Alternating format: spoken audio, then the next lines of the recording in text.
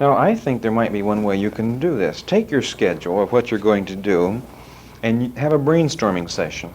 Find somebody else that would like to do this and say, here's my schedule, let's figure out different ways that I can do it. And everybody throw in ideas for 15 minutes. And by the way, you'll throw out every idea that comes in your head, no matter if it's ridiculous or what, you throw it out. And nobody can criticize, smile, laugh, or smirk. So do this, brainstorming, and then will you have ideas in 15 minutes of brainstorming where you might change your schedule?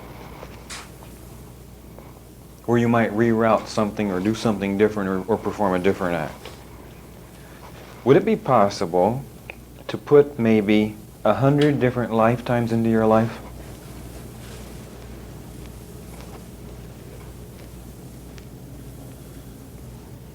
I'm trying to give you something here to visualize, something to get you excited. In other words, if I'm doing 10 times what was impossible for me to do even 2 years ago, am I living more than I lived 2 years ago?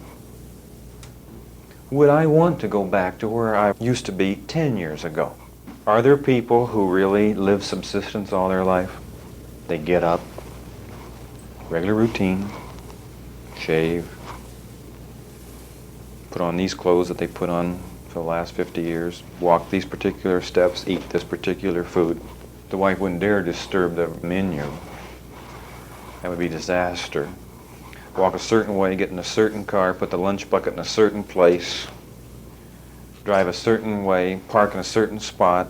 And by the way, anybody who works with them knows you don't disturb any of this. I mean, this is pretty rigid. Walk in, punch the clock a certain way, walk over to a certain job, and the boss, one of his biggest problems, and I work with bosses all the time, is change. Don't dare introduce a change. It'll ruin everything. Why can't we have change? Well, we disturb him because he's in a deep rut. He's got security in this rut. Can you follow him all the rest of the day? All right, now, would you like to know what he's going to do 20 years from that date? Same thing. And then pretty soon he has to retire, which is a major crisis because he quits taking the lunch bucket to the car. And then he's got 2 years of frustration, well, 22 and a half months. That's what they figured it out, and then he dies. Is that the way you want to live? Never. The next one, which is extremely important, the joy of receiving is doubled when I add to it the joy of giving. Now I know you've heard it said over and over, it's more blessed to give than to receive, and very few people believe it. But is it true? It's true in several ways.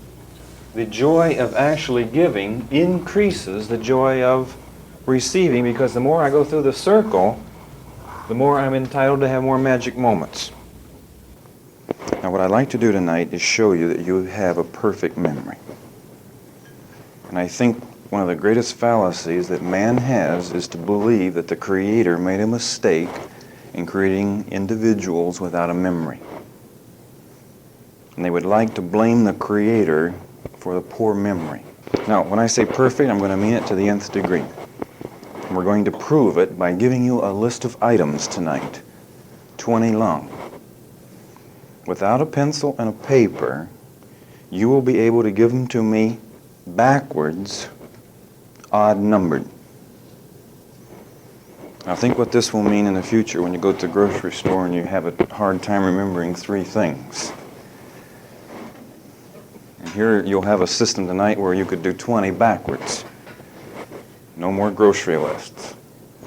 I use this system when I'm driving in on the freeway and something comes in my mind that I should do that day.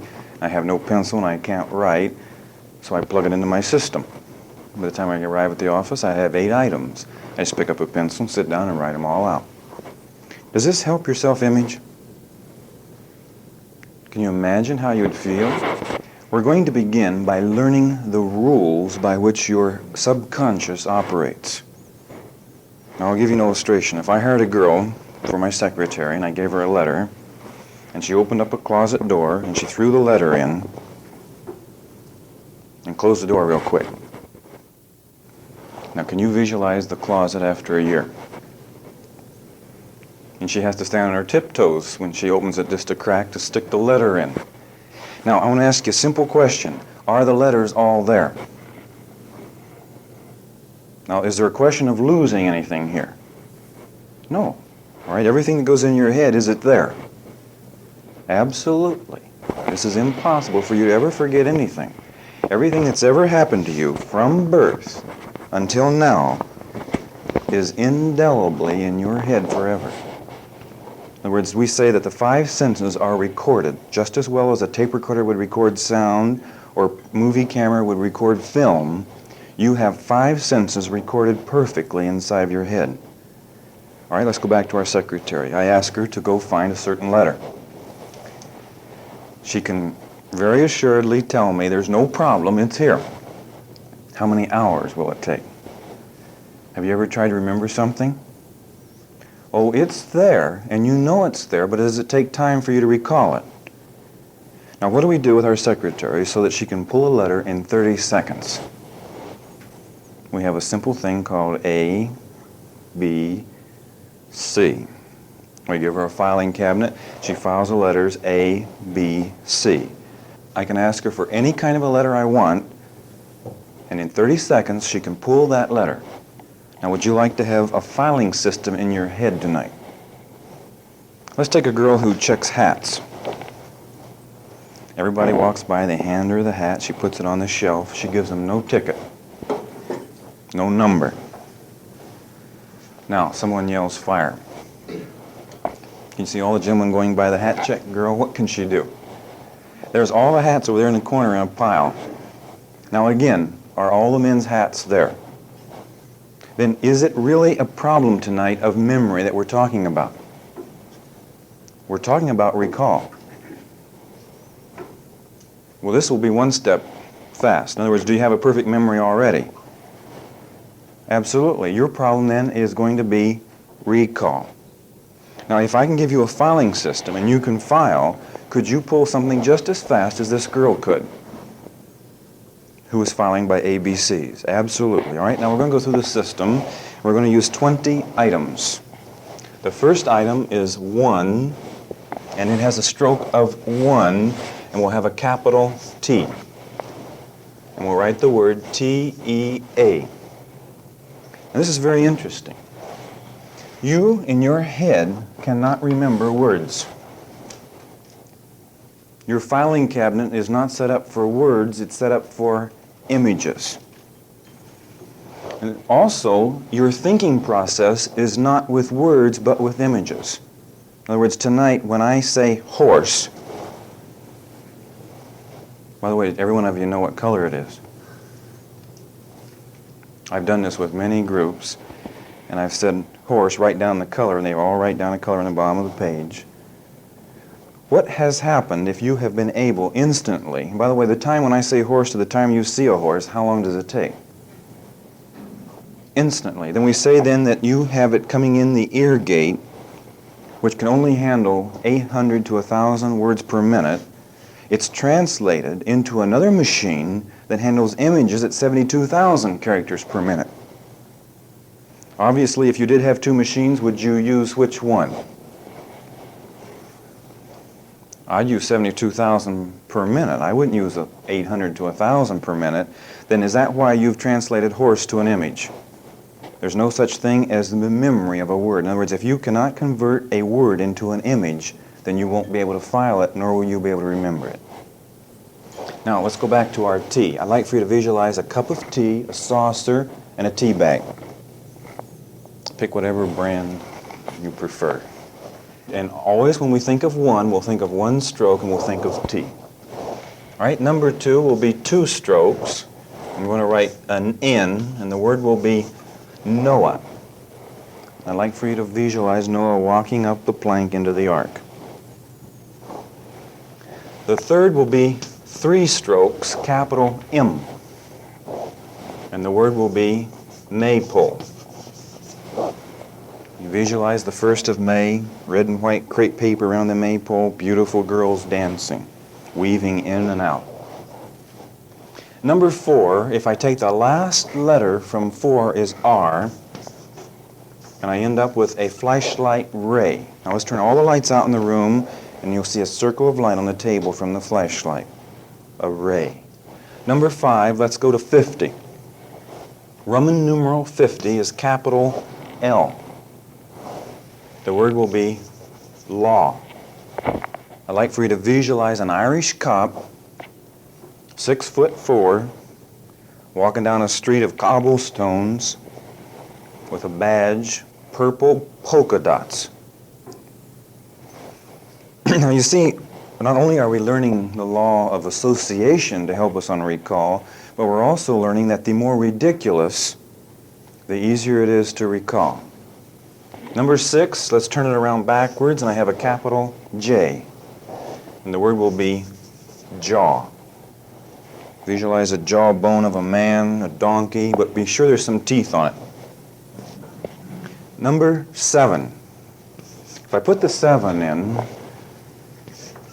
and then I put 2 lines on the front of it, I turn it into a capital K. And I end up with keys.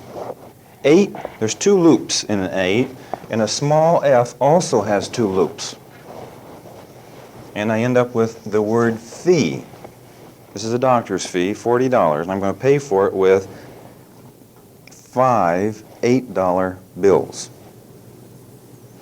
Can you see them? 5 $8 bills. Number 9, turn around backwards, and I have a capital P. P-E-A. 1 green pea on the table.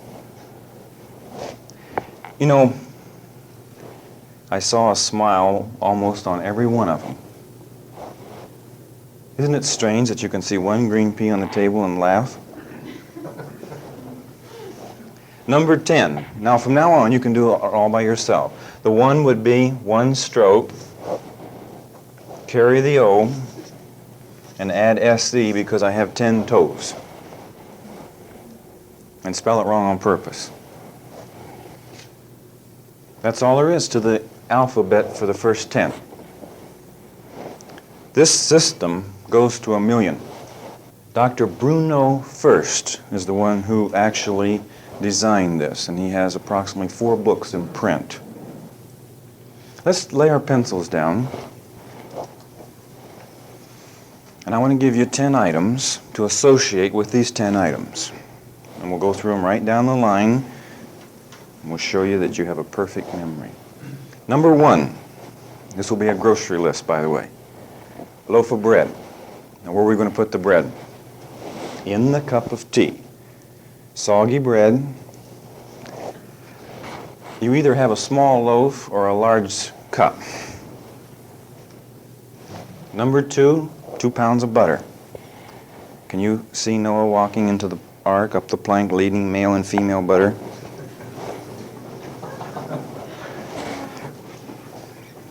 I'm always curious when people laugh at that male and female butter, what they're seeing. Number 3, 1 bottle of ketchup. We'll let one of the pretty girls sit down. I'm going to tie the crepe paper around the top of the ketchup bottle. Now can you see a ketchup bottle going around the maypole? 4, a can of pork and beans. There it sits on the table. And put the flashlight ray on the can of pork and beans. Number 5, 2 pounds of frankfurters. And this Irish cop has one of them in his hand, and these are the kind that are stuck together. And he's walking up the cobblestone street, and there are 2 pounds of frankfurters bouncing on the cobblestones. Number 6, toothpaste. Just squirt it across the teeth. Number 7, bananas. We'll take a key and put into each banana. Number 8, we need a pint of ice cream. So we take $8 bills on 2 sides, turn it around, $8 bills on 2 sides, and then for the final $8 bill on the top. 1 pint of ice cream. Number 9, a frozen apple pie, and there it balances itself on the P. Number 10, some radishes, and they're right between each toe. Can you feel them? Now, what I want you to do is pick up your pencil, and just as fast as your hand can write out the 10 of them, right beside your key. All right, now the key you can do yourself from now on. The one stroke will be capital T's all the way down until I reach 20.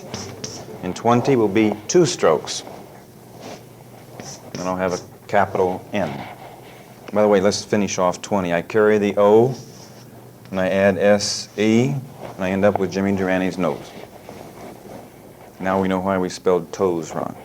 All right, let's go back up to 11. We have another 1, which will be another capital T, and I add a 0, and I end up with a little tot. So tall, with nothing on but diapers and big 4-inch safety pins, blue or pink, and he's just toddling along. The 2 on 12 is the capital N, and I add an A, and I end up with a girl on a beach in a bikini with a golden tan.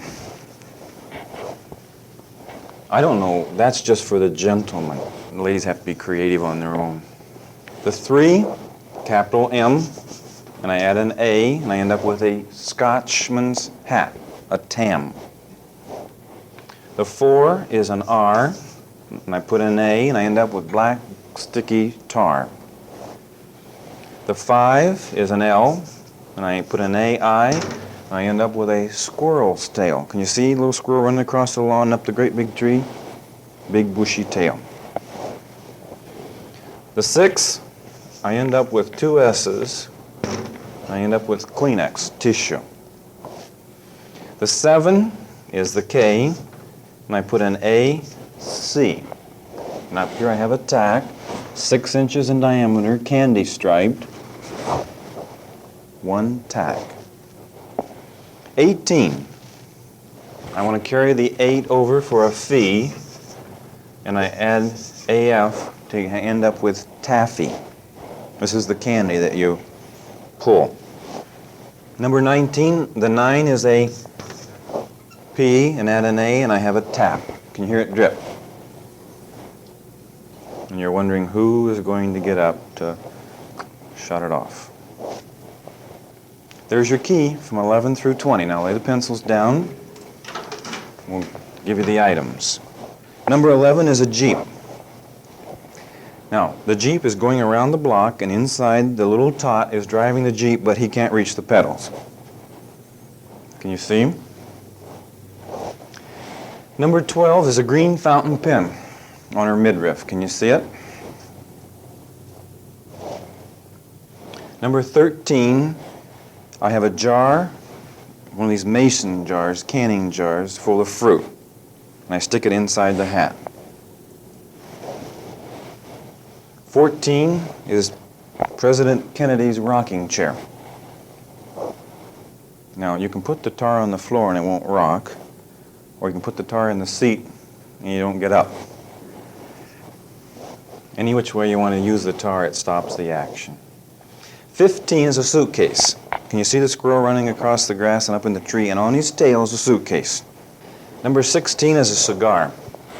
Wrap it up in Kleenex. 17, we're going to introduce names. On our tack, write Carrie, K-A-R-R-I-E, Swanson, S-W-A-N-S-O-N. Now you're beginning to visualize a name. 18, peanuts. Some shells on, some shells off, all mixed in the taffy. 19 will be a full pink slip, and it's underneath the tap, and can you hear a difference in the drip now? And half of the pink slip is wet, which is a darker color pink. On the nose of Jimmy Durani, we're going to put a rubber band. Can you see a rubber band around his nose? Now, pick up your pencil, and just as fast as your hand can write them out. Now, that really is not enough of a test to prove to you that you have a perfect memory. Let's go one step further. You can take a sheet of paper and write down odd numbered backwards. In other words, you'll write on a sheet of paper, write 19, and write it out. Let's just take a few minutes and do this. Then you'll go back to 17, 15, 13, 11, right on down until you reach 1. I think this is a beautiful experiment because this proves to you beyond any shadow of a doubt that the Creator did a good job. You know, if we would go on the street corner and interview 100 people, and we were to ask them if it were possible for someone to list 20 items to them, and for them to repeat them odd-numbered backwards without pencil and paper, how many people in the 100 would say it was possible? The odds are everyone in the group of the 100 people interviewed would say it's not possible. And if we were to ask them, could a genius do it? They'd say, well, maybe 1 in a million might. And we've been giving this seminar for years. And we've had people as old as 82. And everyone that comes through this seminar can give us odd-numbered backwards. Now, I do this not only to give you a system to buy groceries, but the primary reason that I share this with you is to teach you that your conception of your self-image is wrong. Now, this system of 20 items is the quickest way I know to prove to you that what you thought about your memory is not correct. Now, you are in a very indecisive frame of mind right now. You're beginning to wonder, what else is there about what I've been thinking about myself that's not correct? And this is just the way you should be when we're going to teach you how to remember names. From now on, from this moment forward, I want you to know that from now on, every person you meet, from now on, will you be able to remember their name? You have to say yes. There's no way on earth that we can say no. We have a beautiful system tonight to show you how to remember names. Would you believe me if I guaranteed it to work just as well as the 20 items will work? In other words, you knew this was impossible, and yet you've done it. Now, if your ability to remember names is also an impossibility, do you think it's going to be able to become a possibility before the evening's over? What would it be worth to you tonight to be able to remember everybody's name? Just think of the value of actually having a foolproof system. If you'll take a sheet of paper and number down on the column, just like we did on 20 items, with "You're a genius."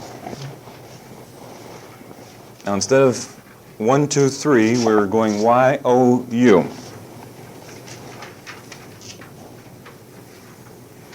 We want to learn a system that will allow us to actually remember names. The first one is Y. Y stands for you. We'll spell it out, Y-O-U. You need others in order for you to live, and you need others in order for you to be sane. In other words, your sanity tonight, which, by the way, is more important to you than your life. Most people would choose death before they would choose insanity. Let's use an experiment that Hitler did.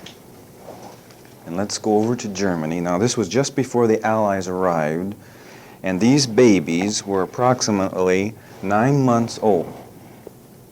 Now, Hitler was trying to prove that you did not need love. Now, these babies had been delivered by machines, and their diapers had been changed with machines, and they had been fed by machines.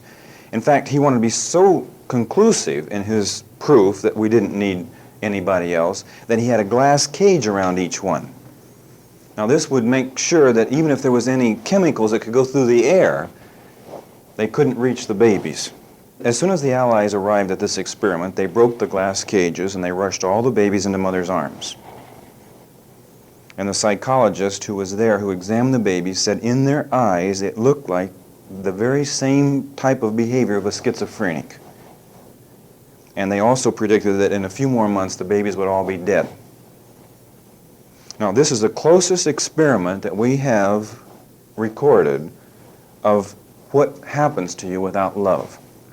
Now, I know there are some experiments that have been run on orphanages of how we have a higher death rate of small children who do not have the parents to give them love. And this is very conclusive. Now, we have one more fallacy in our social structure. We have come from an era of pioneer spirit. Now, this is good. I mean, it's wonderful to be strong and powerful and be able to go out and homestead. But we have actually got mixed up in terminology. Let's go through it slowly. We're going to take two words. One, dependency, and the second word, independent. Now, if I ask you real quick, independent, you would identify with a pioneer spirit.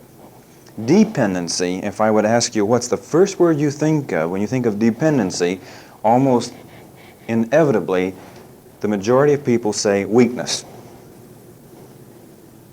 Now, do you want to be weak?